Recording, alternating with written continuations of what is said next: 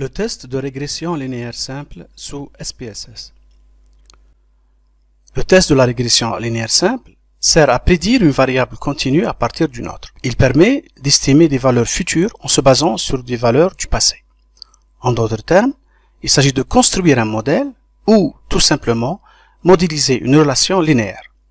Le modèle de régression linéaire simple est de la forme y est égal à bêta 0 plus bêta 1 x plus e, où y est la variable dépendante. Bêta 0 et bêta 1 sont les coefficients ordonnés à l'origine et pente, x est la variable indépendante ou la variable explicative, et enfin e est une erreur aléatoire. Un exemple appliqué à la recherche en architecture s'énonce comme suit. Dans un échantillon de salle de classe, on a mesuré la surface totale des fenêtres et la quantité d'éclairage naturel au point le plus éloigné dans chaque salle. Et on cherche l'effet de la variable surface totale des fenêtres sur la quantité d'éclairage naturel. Cet exemple, qu'on a déjà étudié dans le coefficient de corrélation de personnes, et là on cherchait juste la corrélation entre deux variables. Ici, au niveau de la régression, c'est différent. On cherche à modéliser. On cherche à construire un modèle, dégager une formule. Si on veut assurer une quantité d'éclairage naturel, quelle serait la surface totale des fenêtres au niveau du mur éclairant? C'est ça ce qu'on veut, c'est-à-dire prédire la surface des fenêtres. Mais ce test étant un test paramétrique, il exige un certain nombre de conditions de validité pour être réalisé. La première des conditions, qu'il y ait une distribution normale des valeurs de la variable dépendante. C'est-à-dire, ici, dans cet exemple, des valeurs de la quantité d'éclairage naturel, il faut qu'elles soient distribuées normalement. Deuxième condition, l'homogénéité des variances. La variance dans la distribution de la variable dépendante doit être constante pour toutes les valeurs de la variable indépendante. Troisième condition, la variance des données de la variable indépendante qui ne doit pas être nulle. Il y a aussi ce qu'on appelle l'homocédasticité, c'est-à-dire l'homogénéité de la variance des résiduels pour la variable indépendante. On peut vérifier ça à travers le graphique nuage de points obtenu à partir de l'option tracée de la boîte de dialogue de la régression dans SPSS. Les résiduels doivent avoir une distribution normale et aléatoire avec une différence proche de 0 entre le modèle et les valeurs observées. Là également, on peut vérifier ça par le nuage de points obtenu à partir de l'option tracée de la boîte de dialogue de la régression dans SPSS. Les observations de la variable dépendante doivent bien sûr être indépendantes. Et enfin, la relation linéaire entre la variable indépendante et la variable dépendante. La relation modélisée est linéaire. Cette prémisse peut être vérifiée par le nuage de points du croisement entre ces deux variables. Voilà en gros les principales conditions de validité pour réaliser un test de régression linéaire et qu'on va faire préalablement au calcul ou à la définition du test de régression lui-même dans SPSS. Le tableau des variables, donc, il est très simple. Nous avons d'un côté la variable dépendante qui est l'éclairage, la quantité d'éclairage naturel, une variable quantitative continue, et une variable indépendante qui est la surface cumulée des fenêtres, quantitative continue également. On cherche, pour récapituler, quel est l'effet de la surface cumulée des fenêtres dans les salles de classe sur la quantité de l'éclairage naturel mesuré sur le plan de travail de chaque élève ou sur le plan le plus éloigné ou le plus défavorable dans chaque salle. Pour réaliser le test de régression linéaire simple, on a deux variables quantitatives sous SPSS, donc les mêmes variables, niveau d'éclairage naturel et surface totale des fenêtres avec les libellés que vous voyez ici. Donc deux variables quantitatives, un jeu de données pour les deux variables, donc les niveaux d'éclairage naturel, la variable dépendante et la variable indépendante, la surface totale des fenêtres. Et on veut étudier l'effet de cette variable indépendante sur la variable dépendante constituée par le niveau d'éclairage naturel. Et dans un premier temps, on veut examiner s'il y a vraiment une relation linéaire, l'une des conditions préalables énoncées précédemment. On va aller sur graphique, générateur de graphique, et il y a cette boîte de dialogue qui s'affiche. Donc on va choisir les graphiques nuages de points, dispersion point, prendre le plus basique, et on va le glisser dans cette case, et on va mettre la variable dépendante, le niveau d'éclairage, dans l'axe des Y, et la variable indépendante dans l'axe des X. Et on va ensuite cliquer sur OK. Nous avons déjà notre graphe à ce niveau, et on va double-cliquer sur ce nuage de points et afficher la droite de régression ou la droite d'ajustement. Donc une courbe d'ajustement, voilà, linéaire, et je ferme. Nous pouvons vérifier que la relation est linéaire entre les deux variables, avec déjà un R2 linéaire calculé qui est égal à 0,789 et l'équation de la droite de régression. Ce que nous pouvons constater est que la relation en fait entre les deux variables est une relation parfaitement linéaire positive, et donc la distribution des observations est un nuage de points situé autour de cette droite, et nous pouvons dire que nous avons déjà vérifié deux éléments, la linéarité et l'homoscédasticité. À ce niveau-là, nous n'avons pas besoin de vérifier la multicollinéarité parce que nous avons uniquement deux variables. Pour le reste des préalables que nous avons énoncés précédemment, nous allons les vérifier au niveau du test lui-même. Voilà.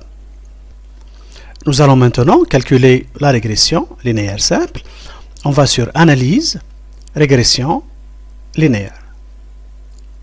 On clique sur Linéaire. Cette boîte de dialogue s'affiche. Et donc nous allons mettre le niveau d'éclairage naturel dans Dépendant, la case des variables dépendantes, et la surface totale des fenêtres dans la case des variables indépendantes. Pour ce qui est des statistiques, nous allons conserver les deux options cochées, à savoir les estimations et la qualité de l'ajustement. Et nous allons rajouter donc les descriptives, le test de Durbin-Watson pour les résidus, et le diagnostic des observations avec la point atypique, la définition éventuelle de point atypique des trois écarts types. Et nous allons cliquer sur Poursuivre. Pour ce qui est des tracés, donc je clique sur Tracé. Nous avons ici, donc je vais mettre Zpred dans X et Zréside pour les résidus résiduels dans Y, et je vais cocher l'histogramme et le tracé de probabilité gaussien pour vérifier la normalité des résidus. Et je clique sur Poursuivre. Ça me suffit comme option. Je vais cliquer maintenant sur OK. Et dans OK, j'ai la régression avec différents tableaux d'output. D'abord un tableau de statistiques descriptives avec les moyennes et les écarts types des deux variables, ainsi que le nombre des observations, respectivement pour la variable dépendante et la variable indépendante. Nous avons ensuite le tableau des corrélations avec une corrélation de 0,888 et une significativité valable de 0,000. Mais avant de continuer sur les corrélations, nous allons d'abord continuer avec le reste des préalables que nous avons énumérés tout à l'heure. Commençons par le tableau des résidus ou les statistiques des résidus. Donc nous avons ici un tableau qui calcule les statistiques des résidus, sachant que ces derniers ne doivent pas être inférieurs à moins 3,9 ou supérieurs à 3,9. Donc ces deux intervalles, le minimum et le maximum, sont bons, ce qui permet de dire que nous n'avons pas ce qu'on appelle des outliers, c'est-à-dire des valeurs trop excentrées, donc qui risquent de fausser le calcul. Si nous avions découvert qu'il y avait des outliers ou des valeurs trop excentrées, à ce moment-là, il faut revenir vers les données et on a deux solutions, soit éliminer complètement les outliers, soit leur affecter la valeur la plus haute ou la plus basse, qui vient juste après, mais qui reste dans l'intervalle correct. Il nous reste maintenant à examiner l'indépendance des observations, ce que nous allons faire avec le tableau récapitulatif du modèle, mais surtout avec cette valeur donc de Darby-Watson qui est ici de l'ordre de 2,287, sachant que cette valeur ne doit pas être inférieure à 1 et ne doit pas être supérieure à 3. Donc cette valeur comprise entre 1 et 3 signifie que effectivement nos observations sont indépendantes et cette condition a été aussi vérifiée et validée. Reste la dernière condition qui est la normalité et qu'on peut vérifier à travers les graphiques. Ici, on voit donc la courbe de la normalité et on peut la vérifier mieux à travers le tracé PP normal de régression et on voit que les observations viennent toutes s'articuler autour de cette droite, ce qui confirme la normalité des valeurs ou des observations. Voilà. Alors maintenant, à l'interprétation de la régression proprement dite, nous avons déjà parlé des statistiques descriptives, des corrélations. Nous avons trouvé que la corrélation de personnes que nous avons déjà calculée ailleurs dans le test de personnes des corrélations, la corrélation de personnes est équivalente à 0,888 avec une signification, donc une significativité de 0,00 et voilà donc pour les 30 observations. Les valeurs introduites, donc la surface totale des fenêtres, la variable dépendante niveau d'éclairage, toutes les variables demandées ont été introduites. En fait, on a une seule variable indépendante à ce niveau-là et la méthode à introduire, c'est celle qu'on avait choisie. Le récapitulatif du modèle, donc nous avons déjà vu ça, mais on va juste s'attarder sur un fait. Donc on a le R déjà calculé qu'on trouve à ce niveau-là. Mais le R2, c'est en fait le coefficient de régression qu'on a ici, différentes valeurs. R, qu'on a déjà vu, R2 et R2 ajusté. Voilà. Il y a aussi la nova. La nova, c'est juste pour démontrer que notre modèle fonctionne.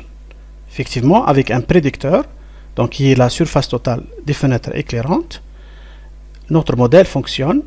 Et le seuil de significativité de 0,000 donc permet d'affirmer l'effet du prédicteur, la surface totale des fenêtres éclairantes, sur la variable dépendante. Notre modèle fonctionne. Le dernier tableau que nous allons examiner est celui des coefficients.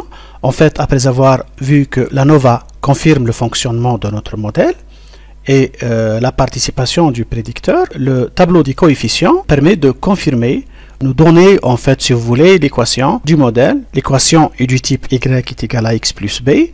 Donc on a deux coefficients a et b. A que multiplie la variable indépendante x plus b la constante. Et donc il nous donne, en fait les deux, le A et le B sont au niveau de cette colonne. Donc nous avons la constante B et nous avons le coefficient A qui est de 1,967, presque 2. Nous pouvons affirmer que Y, la variable dépendante, est égale à 1,967 que multiplie la valeur de X plus la constante 117,251. C'est en fait l'équation de la droite de régression qui est donnée par ce tableau. Donc notre équation vient comme suit, y qui est la variable dépendante, donc la quantité qu'on doit prédire du niveau d'éclairage naturel est égale à 1,967 que multiplie x, c'est-à-dire la surface cumulée des fenêtres, plus la constante 117,251. Voilà pour ce qui est donc du test de la régression simple sur SPSS. Voilà.